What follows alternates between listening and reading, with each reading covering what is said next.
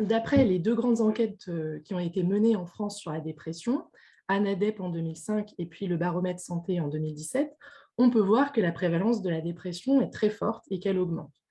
Donc, dans le baromètre santé 2017, on voit que dans la population active âgée de 18 à 75 ans, près de 10% des personnes avaient connu un épisode dépressif caractérisé au cours des 12 derniers mois, ce qui représente une augmentation de 2 points entre 2010 et 2017. Et en 2005, la première grande enquête d'envergure, donc ANADEP, sur l'ensemble de la population résidant en France âgée de 15 à 75 ans, montrait que 7,8% des personnes interrogées avaient connu un épisode dépressif caractérisé au cours de l'année et presque 18% au cours de leur vie. Deuxièmement, on voit dans ces enquêtes que la dépression concerne avant tout certaines catégories sociales. Les chômeurs, les personnes de faible niveau de revenu, les femmes, les étudiants. Et troisièmement, elle a de nombreux facteurs, comme le fait d'avoir subi des violences ou une enfance difficile, et des nombreuses comorbidités, à la fois psychiatriques et somatiques, c'est-à-dire à la fois des maladies mentales, comme l'anxiété, et non mentales, comme le cancer ou les IST. Faut-il dès lors y voir le nouveau nom de la souffrance des individus dans la société, comme d'autres maladies avant elle, par exemple la neurasthénie à la fin du XIXe siècle? La dépression est, je cite, la maladie du siècle, mais aussi, je cite, un problème social pour 2 tiers des individus interrogés dans ces enquêtes. Son retentissement est grand sur le fonctionnement des individus dans toutes les sphères de leur vie. Par exemple, 1 personne sur 3 qui connaît un épisode dépressif est en arrêt de travail, et les études insistent sur le risque suicidaire.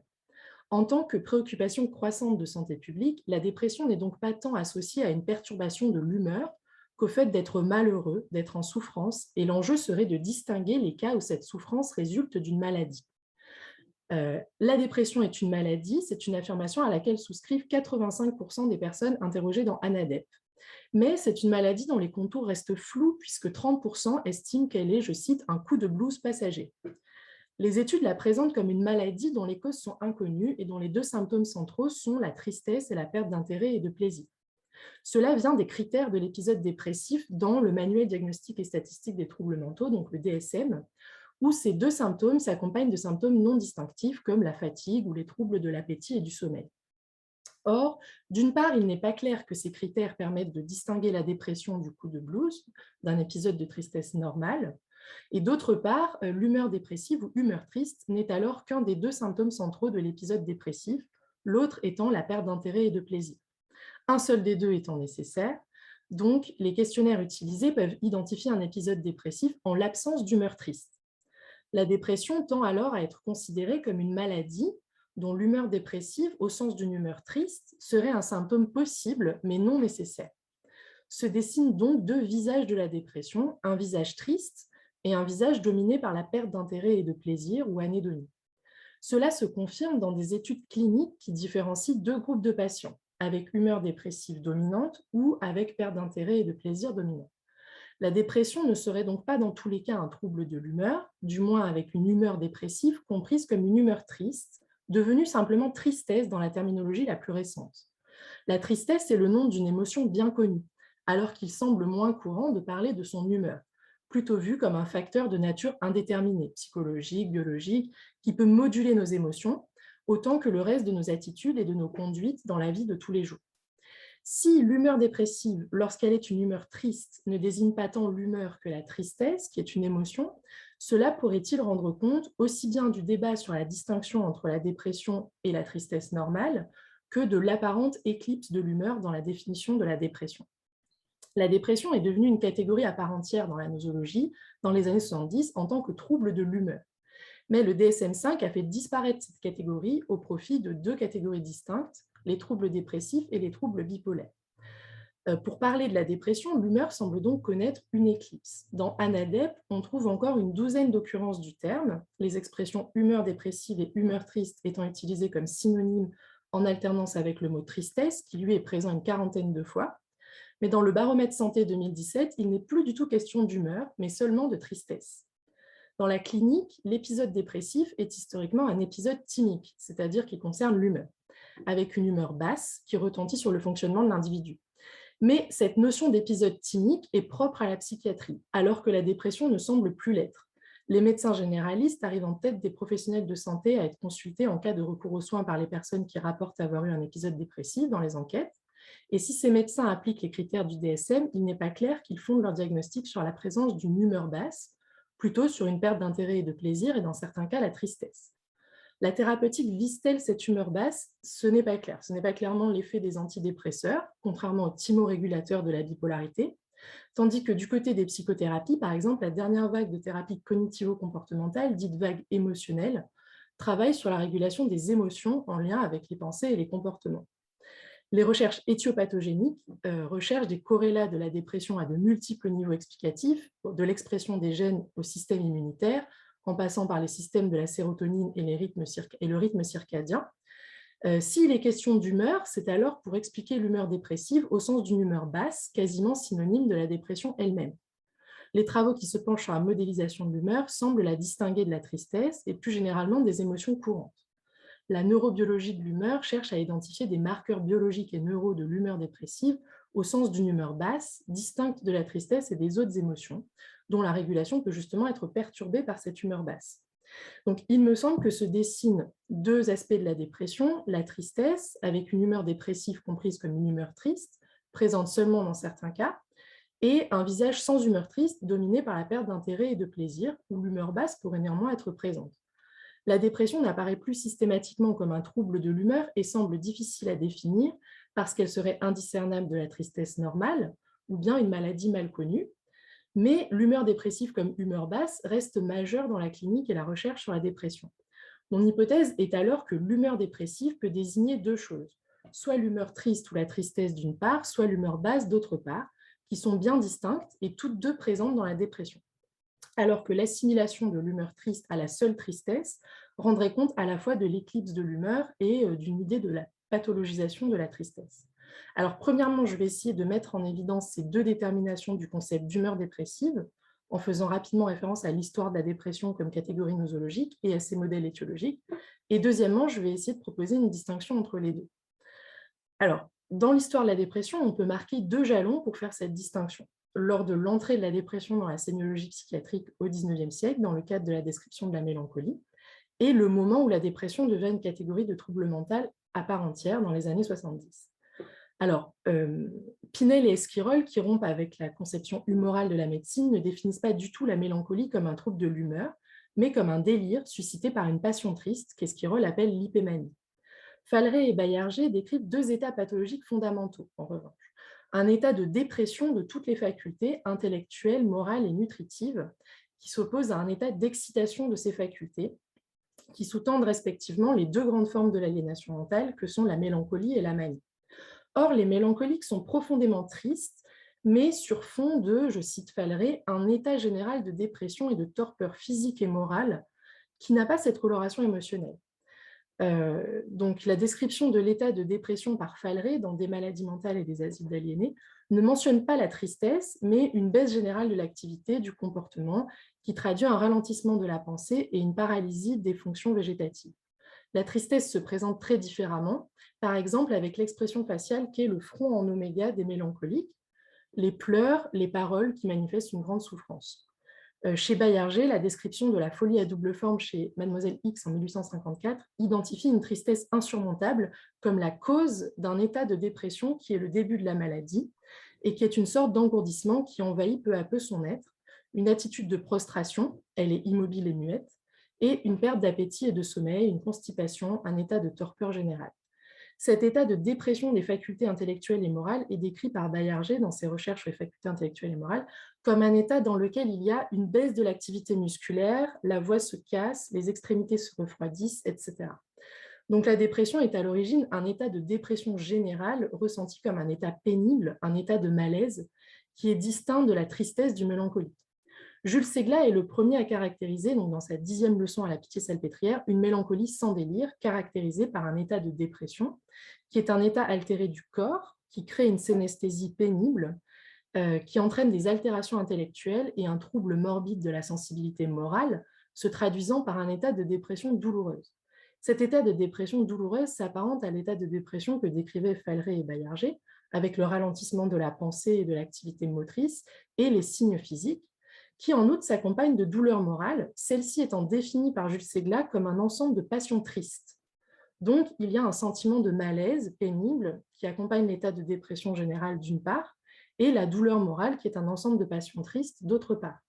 Ici se retrouve donc une distinction entre ce qu'on pourrait appeler une humeur basse, qui est l'expérience pénible de l'état de dépression générale, et l'humeur triste ou la tristesse, appelée douleur morale chez Jules Segla et qui était au cœur de la mélancolie. Quand la dépression devient une catégorie à part entière de troubles mentaux dans les années 70, c'est autour d'un symptôme central, l'humeur dépressive, qui continue de désigner à la fois une expérience pénible d'un état de dépression générale du corps et du comportement d'une part, et la tristesse d'autre part. Par exemple, dans le manuel de psychiatrie de Henriet, Paul Bernard et Charles Brisset, donc publié en 1960 et réédité en 1967, au chapitre 3, État dépressif et crise de mélancolie, la dépression devient un syndrome, voire une entité pathologique autour d'un symptôme central. Je cite, « L'élément sémiologique élémentaire est un aspect phénoménologique caractérisé par un trouble, un affaissement de l'humeur, entre parenthèses timide, qui devient triste. » Fin de citation. Donc je retiens que l'humeur est un aspect phénoménologique, donc elle relève de l'expérience de la dépression par le patient. Et de plus, elle est décrite en deux temps, puisqu'elle s'affaisse puis devient triste. Donc, à partir de la description des états dépressifs, celle des dépressions aiguës ou crises de mélancolie se caractérise par l'importance prise par la tristesse et la souffrance ou douleur morale, en plus de l'état de dépression. Donc, je cite, « La crise de mélancolie qui s'oppose presque point par point à la manie est un état de dépression intense, vécu avec un sentiment de douleur morale et caractérisé par le ralentissement et l'inhibition des fonctions psychiques et psychomotrices. » Fin de citation. Donc, dans la description clinique de l'état dans lequel un accès mélancolique plonge le sujet, le manuel distingue d'une part l'inhibition et la boulie, et d'autre part les sentiments dépressifs, qui incluent un état de tristesse profonde et une douleur morale. Donc, l'humeur dépressive désigne l'expérience de la dépression au plan phénoménologique, au plan de l'expérience du patient, et renvoie à la fois à l'expérience de cet état général morbide d'une part, et d'autre part à la tristesse, qui me semble faire la continuité historique entre la catégorie nouvelle de dépression et la notion ancienne de mélancolie, qui a toujours été caractérisée par des sentiments de tristesse et d'appréhension, comme l'a souligné Jennifer Radden dans Moody Mind Distempered, son livre de 2009. Il me semble que les deux déterminations de l'humeur dépressive ont ensuite divergé. Le recours à des dimensions psychométriques pour mesurer la dépression a fait que la perte d'intérêt et de plaisir, opérationnalisée dans les critères de Feiner en 1972, est devenue un de ces deux symptômes centraux dans le DSM-3, avec l'humeur dépressive, quant à elle, de plus en plus une humeur triste ou une tristesse persistante. La tendance à considérer que les troubles mentaux sont des maladies biologiques s'accompagnerait de la tendance à considérer la dépression comme une réponse biologique dont la tristesse et la perte d'intérêt et de plaisir seraient des symptômes au sens de manifestations extérieures causées par cet état biologique. Cela rendrait compte de l'éclipse de l'humeur qui désignait à la fois l'expérience de l'état de dépression et la tristesse dont elle s'accompagne. L'humeur dépressive comme humeur basse, au sens d'expérience de cet état de dépression, n'a plus de place dans une nosologie qui le considère implicitement comme un état biologique, descriptible en troisième personne. Et elle ne reste un critère qu'au sens d'une humeur triste qui désigne la tristesse ou la souffrance qui en résulte, un symptôme dit subjectif dans le DSM lui-même. Alors, dans les modèles explicatifs de la dépression, le trouble mental étant vu comme un dysfonctionnement préjudiciable, si on s'interroge sur la place de l'humeur, on peut distinguer, il me semble, deux familles de modèles, selon que le dysfonctionnement sous-tend l'humeur elle-même, ou alors ses rapports fonctionnels avec d'autres états psychologiques. Donc, il y a des modèles qui traitent la dépression comme un tout, qui va être assimilé soit à l'humeur basse, soit à la tristesse. Si on prend l'exemple des modèles évolutionnistes, la dépression est soit une humeur basse pathologique, comme dans le modèle de Nessy, soit une tristesse pathologique, comme dans le modèle de Horvitz et Wakefield. Cette tristesse est l'émotion couramment associée au fait de subir une perte, à la fois biologiquement et culturellement déterminée dans ses manifestations et ses objets ou ses facteurs, avec de grandes constantes comme les pleurs, la recherche de soutien social, la souffrance sur le plan du vécu psychique. L'humeur basse est plutôt un ressenti associé à un sentiment de malaise lié à une baisse générale de l'activité, du comportement, voire du métabolisme. On a aussi des modèles fonctionnels qui distinguent la dépression et l'humeur dépressive, car ils analysent la dépression en différentes composantes, dont l'humeur dépressive, qui entretient des rapports causaux avec les autres composantes du trouble. Par exemple, les modèles cognitifs décrivent ces composantes et leur articulation fonctionnelle au niveau psychologique. L'humeur dépressive, les cognitions négatives, les émotions négatives, le vécu somatique, la motivation, etc. L'humeur est identifiée comme un facteur de dysrégulation des émotions et des pensées, qui l'entretiennent en retour. Et les émotions négatives sont à la fois la tristesse, mais aussi la honte, la culpabilité, la colère. Alors, comment peut-on distinguer l'humeur basse et la tristesse? Donc, je vais proposer une distinction philosophique en passant par 3 moments. La mise en évidence de l'humeur basse par les psychologues, enfin la psychologie empirique, la caractérisation de cette humeur devenue pathologique dans la dépression par la phénoménologie clinique, et enfin une distinction ontologique de l'humeur basse et de l'humeur triste. Alors, dans notre vécu psychologique, il est possible de distinguer des états affectifs fondamentaux, qui seraient l'humeur basse et l'humeur haute, et qui seraient distincts des autres humeurs qui ont une coloration émotionnelle, par exemple l'humeur gaie, l'humeur triste, etc. Ces dernières étant plus proches des émotions. L'humeur basse et l'humeur haute s'excluent réciproquement, alors que les autres humeurs et les émotions peuvent se combiner entre elles. Je ne peux pas être à la fois déprimé et excité, mais je peux être à la fois triste et anxieux. L'humeur basse est de plus en continuité avec l'humeur dépressive et l'humeur haute avec l'humeur maniaque, dont la clinique a bien montré qu'elles s'excluent réciproquement. La tristesse ou l'humeur triste sont alors des états affectifs différents de cet état affectif fondamental qu'est l'humeur basse. En effet, en psychologie, une approche dimensionnelle des états affectifs permet d'en distinguer 2 dimensions fondamentales, le degré d'éveil ou d'activation, et la valence, positive ou négative, qui est leur qualité hédonique, plaisante ou déplaisante. Donc, ces 2 dimensions permettent de décrire cet affect fondamental, core affect, qui ne représente rien et qui n'a pas de qualité affective autre que ces 2 dimensions. Pour rendre compte de toute la gamme des états affectifs, les travaux de Russell et Lisa Feldman-Barrett depuis les années 2000 montrent que cet affect fondamental se combine avec d'autres composantes, comme d'autres réactions du corps ou une évaluation de la situation, etc., qui vont déterminer la coloration émotionnelle, le contenu éventuel, etc., des humeurs variées et des émotions. Mais Russell s'appuie sur toute une littérature empirique qui montre que l'affect fondamental peut se présenter de manière isolée. Autrement dit, il ne s'agit pas seulement d'une dimension abstraite par laquelle décrire des états affectifs réels. Russell dit que l'affect fondamental se présente alors sous forme d'états que d'autres psychologues appellent humeur, mood, en particulier Morris. Donc Morris a proposé en 1989 une théorie des humeurs dans un livre qui s'appelle The Frame of Mind, et il met en évidence l'humeur haute et l'humeur basse dans notre vie psychique, ainsi que la théorie de la continuité, donc qui est une théorie de la continuité entre l'humeur haute et l'humeur maniaque, et entre l'humeur basse et l'humeur dépressive. Donc l'humeur ainsi définie est ce qu'il appelle le fond, le ground ou le frame de l'expérience consciente, alors que les autres humeurs et les émotions sont des figures ou des formes de la conscience. L'humeur basse est alors bien distincte de l'humeur triste ou de la tristesse dans notre vécu psychologique. Alors, si elle désigne l'humeur propre à la dépression, donc le donné phénoménologique qu'est l'humeur dépressive en tant qu'expérience de la dépression, comment la caractériser? Donc, dans la phénoménologie clinique, l'humeur dépressive au sens d'une humeur triste serait une tonalité de notre être au monde, de la façon dont on est situé dans le monde, du mode sur lequel les visées intentionnelles de la conscience se forment. Elle serait un ensemble de qualités phénoménales analogues à celle de la tristesse comme émotion, qui, quant à elle, a aussi une visée intentionnelle, donc la visée d'un objet ou d'une situation, une situation de perte, etc. Mais dans l'expérience de la dépression, il y aurait une humeur qui n'aurait ni cette visée intentionnelle, ni même cette tonalité. Donc là, les travaux de Fernandez, qui est philosophe de la psychiatrie et phénoménologue, disent qu'elle se situe en deçà des visées intentionnelles de la conscience et même en deçà de toute tonalité de notre être situé dans le monde. Il dit que l'humeur dépressive, qui est la phénoménologie de cette expérience de la dépression, consiste dans une désituation, une disparition du fait même d'être situé dans le monde par des humeurs. Donc, il parle, pour les personnes qui connaissent un épisode dépressif majeur, d'un changement structurel qui consiste dans, je cite, une érosion du degré auquel ils sont situés dans le monde par les humeurs.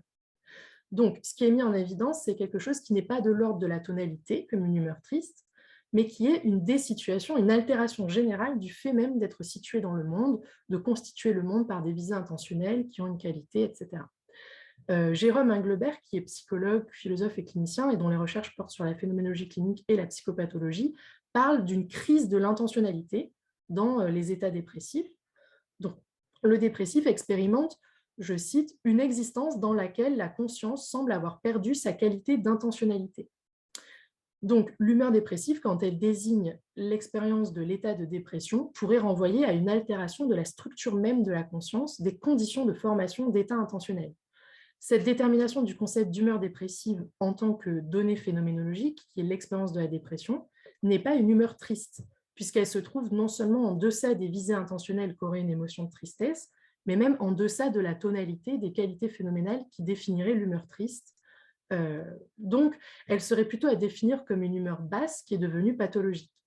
Celle-ci serait alors à la limite de ce que peut thématiser une phénoménologie qui aborde la conscience par ses visées intentionnelles et ses qualités phénoménales. Et peut-on lui donner un statut ontologique? Quel statut ontologique peut-on donner à ces deux états phénoménologiquement distincts d'après la phénoménologie clinique? Alors, dans une ontologie réaliste des états mentaux, qui articulent leur qualité phénoménale et leur intentionnalité à leurs composantes somatiques, cognitives et comportementales, quel va être le statut de l'humeur basse et de l'humeur triste respectivement? Donc, cette distinction en composantes, pour faire une ontologie réaliste, c'est la méthode de la philosophie analytique des émotions qui définit les états affectifs par une de ces 5 composantes jugées fondamentales et qui ensuite fait une typologie des états affectifs en spécifiant cette composante et ses articulations avec les autres. Dans une théorie où la composante ontologiquement fondamentale des émotions est le contenu de représentation, enfin, l'intentionnalité, auquel s'articulent les qualités phénoménales, l'état du corps, les états cognitifs et le comportement, les humeurs désignent un sous-type d'émotion avec un contenu qui est moins déterminé. Donc, par exemple, dans une théorie perceptuelle comme celle de Tappolé, les émotions sont des perceptions de propriétés évaluatives de certains objets, alors que les humeurs perçoivent des propriétés évaluatives potentielles qui ne sont pas liées à des objets. Donc, l'humeur dépressive en tant que triste pourrait correspondre à cette définition de l'humeur, mais l'humeur basse, il ne me semble pas que ce soit le cas, puisqu'elle est censée se situer en deçà de toute visée intentionnelle et donc de tout contenu de représentation.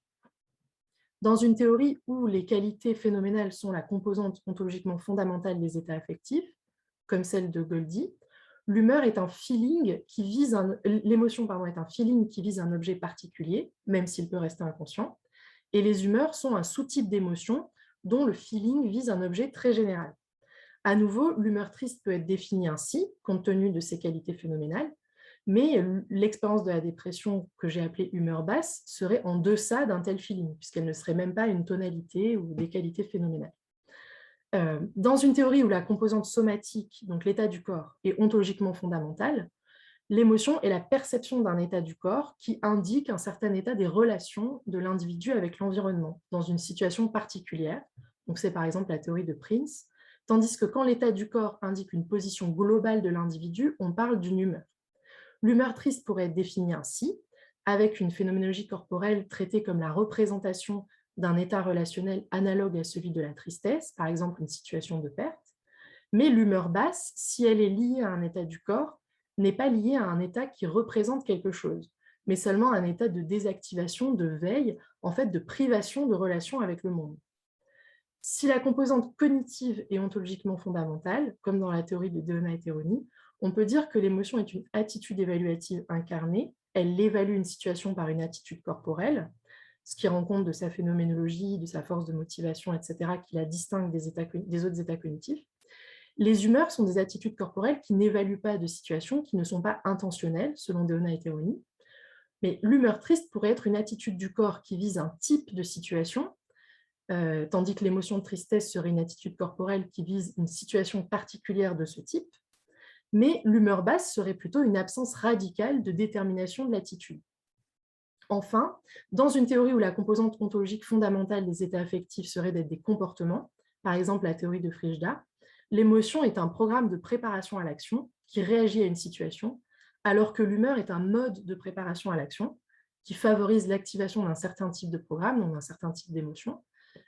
L'humeur triste peut être définie ainsi, dans la mesure où elle est un mode comportemental qui favorise des comportements de tristesse, donc dans les situations qui se présentent, mais l'humeur basse serait plutôt une absence de préparation à toute action. Donc, en résumé, si la phénoménologie de l'humeur dépressive permet bien de mettre en évidence deux aspects qui correspondent respectivement dans notre vécu psychologique ordinaire à une humeur triste et à une humeur basse, il semble que les deux soient ontologiquement distinctes. L'humeur triste est ontologiquement proche de la tristesse, qui est une émotion, par des qualités phénoménales analogues, qui représentent un contenu analogue, éventuellement plus vague, et qui indiquent un état du corps qui exprime un même type de relation avec l'environnement et qui prépare à un même type d'action. Donc, une situation de perte et des actions qui vont permettre la réparation d'une perte, alors que l'humeur basse semble ontologiquement différente, avec des qualités phénoménales qui ne peuvent être spécifiées que comme indiquant la privation de toute détermination possible par les autres composantes des états affectifs. Donc, en conclusion, dans notre vécu psychologique ordinaire, c'est très ponctuellement que se présente de manière isolée un affect fondamental avec une humeur simplement haute ou basse, ces états affectifs fondamentaux étant bien distincts de nos émotions et de nos humeurs ordinaires, qui ont des qualités variées et une structure intentionnelle plus ou moins déterminée. Ce qu'il y aurait de pathologique dans la dépression pourrait alors être qu'un tel état affectif fondamental, l'humeur basse, se présente isolément de façon persistante et finisse par exprimer une altération structurale du fait même d'être situé dans le monde, en le constituant par des visées intentionnelles avec une certaine tonalité. Altération qui se jouerait en dehors de la capacité projective de la conscience, dans une altération fondamentale du corps dont elle émerge. L'humeur triste serait une forme de tristesse, de par ses qualités phénoménales, qui exprime une tonalité douloureuse de notre existence, voire s'accompagnant de la visée intentionnelle, même vague ou inconsciente, d'un objet ou d'une situation, avec un même type d'état corporel et de comportement. Alors, sans être propre à l'expérience de la dépression, cette humeur triste en ferait également partie, d'où l'ambiguïté du terme humeur dépressive. Voilà. J'ai fini de parler. Alors, je ne sais pas si vous voulez poser des questions éventuellement. Et sinon, je vais laisser la parole à Christophe pour présenter les intervenants de la matinée. Je ne sais pas si j'attends des questions. On n'en a pas dans la conversation, mais je vous laisse... J'ai trop parlé et puis c'est tôt le Non, matin. moi, j'avais une question déjà, moi, Élodie. À un moment donné, tu as dit qu'effectivement, l'humeur triste et l'élation de l'humeur, donc l'humeur élevée, étaient mutuellement exclusives. Oui. Sauf qu'on a ces cas cliniques assez fréquents en fait, en psychiatrie, ce qu'on appelle les états mixtes, en fait. D'accord. Qui font partie des troubles de l'humeur, justement, en psychiatrie, où on peut avoir en fait une dissociation entre les cognitions, pour le dire avec des termes comportementalistes, entre les cognitions et les comportements. Donc, par exemple, les états mixtes que personnellement je vois assez souvent, ça va être des tableaux de dépression, mais avec une agitation maniaque par-dessus. Donc, en fait, il y a, dans la manie, on dit qu'il y a une congruence entre l'humeur, les cognitions et les comportements. Donc, il va y avoir une exaltation, une agitation, des propos grandioses, etc. Et alors que dans la dépression, en tableau de dépression, on va dire pure, on va avoir plutôt un repli sur soi, un ralentissement psychomoteur, des cognitions tristes, comme tu me disais, les idées de ruine, de culpabilité, ce genre de choses. Et dans l'état mixte, en fait, on peut avoir justement cette dissociation avec un mélange des deux tableaux. Donc, c'est vrai que ce n'est pas l'objet du colloque d'aller jusque-là. Mais en fait, justement, je pense que déjà en germe, en fait, dans ce qu'on appelle les troubles de l'humeur, dans la nosographie psychiatrique, en fait, ce n'est pas si clair que peuvent s'opposer en fait, l'humeur triste et l'humeur basse, et qu'il y a justement toute cette nébuleuse des états mixtes. Alors, il y en a qui décrivent aussi, au contraire, des états maniaques, mais avec un ralentissement. Alors ça, personnellement, je n'ai jamais vu. Je ne sais pas si toi, Christophe, tu as déjà vu. Je ne sais pas si des psychiatres dans la salle aussi qui auraient déjà vu l'inverse. Ce qu'on voit plutôt, effectivement, ce sont des dépressions très agitées, très excitées, avec des passages à l'acte, du coup, suicidaires qui sont importants et meurtriers, en fait. Alors, Astrid, une petite note. Il y a dans la mélancolie, on pourrait répondre à ta question sur la non-congruence d'une manie qui peut être à l'extrême, avoir un tableau clinique de mélancolie. Donc là, on aurait finalement des signes, au moins d'un point de vue comportemental, de retrait, avec certains signes très caractéristiques qui s'approchent plus de composantes associées à l'humeur triste qu'à celle de la l'humeur maniaque. D'accord, merci beaucoup. Je crois que Samuel Lépine avait une question. Oui. Oui, tout à fait. Merci, Élodie. En fait, j'ai plusieurs questions, mais je vais me limiter. Je vais faire deux questions. J'ai une première question. En gros, il me semblait qu'il y avait un argument qui était dans l'humeur basse, enfin une thèse qui était que dans l'humeur basse, il y a une crise de l'intentionnalité parce qu'on a l'impression qu'il n'y a plus d'intentionnalité de l'humeur. Et du coup, il est pris pour acquis qu'il n'y a pas d'intentionnalité de l'humeur. Or, il me semble que c'est en fait un phénomène assez fréquent dans les phénomènes affectifs qu'on ne sache pas forcément sur quoi portent nos états affectifs. C'est le cas parfois pour les émotions aussi, même si c'est plus rare. Et de ce point de vue, il y a une distinction en fait qu'on peut faire assez couramment, qui est de dire, mais c'est juste que notre état à ce moment-là, il y a une forme d'opacité entre le sujet et l'intentionnalité de son état. Et donc, ma question, c'est plutôt, est-ce que vous ne sautez pas un peu vite sur cette thèse qu'il n'y aurait pas d'intentionnalité de l'humeur, sans proposer un argument qui dirait que ce n'est pas juste de l'opacité? Parce qu'on peut très bien dire qu'il y a de l'intentionnalité, mais c'est par une forme d'opacité assez courante dans la vie mentale. Je ne sais pas sur quoi porte mon anxiété. Je suis anxieux, mais je ne sais pas pourquoi. En fait, c'est juste que je ne sais pas sur quoi porte mon anxiété, mais bon, peut-être qu'en faisant un peu d'analyse, ou que sais-je, je pourrais le savoir. Ouais. Donc ça, c'est une première question. Est-ce que vous n'allez pas un peu vite là-dessus? Et puis une deuxième question, c'est en fait ce qu'on appelle l'humeur basse. Est-ce que ce n'est pas improprement de l'humeur, en fait? Est-ce que ce n'est pas juste de l'absence de motivation? Est-ce que ce n'est pas un synonyme de absence de motivation? Et dans ce cas-là, spontanément, mais je ne suis pas du tout un spécialiste de l'humeur basse, spontanément, je me dis que c'est peut-être quelque chose qui se comprendrait mieux à travers l'analyse du système de la récompense ou ce genre de choses, qui serait moins à référer à une humeur. Mais bon, c'est plutôt une suggestion, je ne sais pas. Voilà. D'accord, ben merci beaucoup. Oui, alors, pour la première question, effectivement, je n'ai pas trop traité la question de l'opacité des états mentaux et de la question de l'accès du sujet à l'objet intentionnel de son état affectif. Mais disons que oui, j'avais l'impression, mais bon, après, il faut que je poursuive mes recherches, qu'il n'y aurait même pas un objet, enfin, que dans l'humeur basse, il n'y aurait même pas un objet intentionnel caché, quoi, qui en aurait pas du tout. Ou éventuellement une intentionnalité minimale qui serait juste l'état du corps, enfin, le fait qu'on ressent quand même un état du corps, donc d'une certaine manière, on vise un état du corps, mais que cet état lui-même, il ne représente rien en termes de relation avec l'environnement. Voilà. Mais bon, après, ouais, il faut mieux argumenter la chose côté philo-analytique, c'est sûr. Disons, je pense que vous faites un problème, c'est que si vous faites ça, vous vous exposez à des... Enfin, il y aurait, j'imagine, un genre de critique, par exemple, si j'adhère à une théorie représentationnaliste de l'humeur, comme celle de Napolet, je pourrais dire, voilà, toutes les humeurs rentrent dans mon concept. Vous me présentez un contre-exemple qui semble à moitié, entre guillemets, être un contre-exemple. Est-ce qu'en fait, ce dont vous parlez, ce n'est pas juste un autre phénomène, en fait, une sensation, une forme, peut-être un autre phénomène affectif, encore du désintérêt. En gros, il y a juste, j'imagine qu'on peut encore faire beaucoup d'hypothèses, quoi, qu'il y a peut-être un travail de déblayage à faire pour les écarter. Ok, merci beaucoup. Ouais. Parce qu'effectivement, oui, la réponse, ça serait la deuxième chose que vous avez dit, c'est-à-dire à ce moment-là, l'humeur, c'est une absence de motivation, mais ce n'est pas particulièrement un état affectif. Au sens, ok, ouais, merci beaucoup.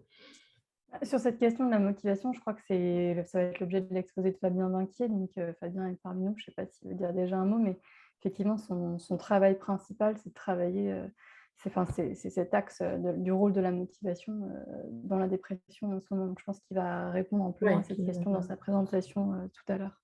Parfait. Pas sûr de répondre amplement à cette question, pour être honnête, mais j'essaierai de dire des choses là-dessus, en tout cas.